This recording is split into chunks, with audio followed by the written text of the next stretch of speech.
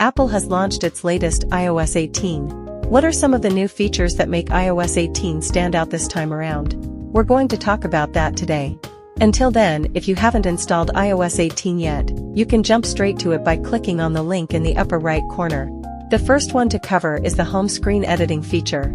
Now the iPhone can also arrange the order of the home screen at will, just like Android phones. Some small add-ons can also be resized to give us more freedom. In addition to all this, Apple has also added a large icon mode. This is when all the names of the apps disappear, and you can also switch to a darker mode of icons, or automatically go to do so based on the system colors. The second new feature is the overhaul of Control Center. Now you can fully customize it, whether it's the type, position, or size, and adjust it to your liking.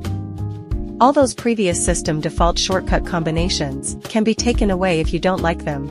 There are two other small details here. First, when you swipe down on the right side, the music and link screen has been added.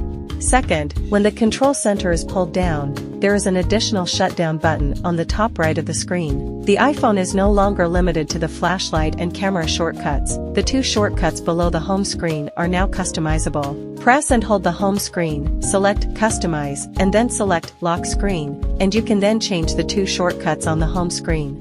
The third feature is the ability to hide apps. Now even apps can be hidden. Simply long press the app icon and select Require Face ID, which will give you two options. You can choose Requires Face ID to unlock or Hidden and Requires Face ID to unlock as desired. The last feature introduced is a small change in the keyboard. In the chat box to enter math calculations, type in the equal sign can quickly get the results. If you do not want this feature, click on Settings, click on General, slide down to select the keyboard.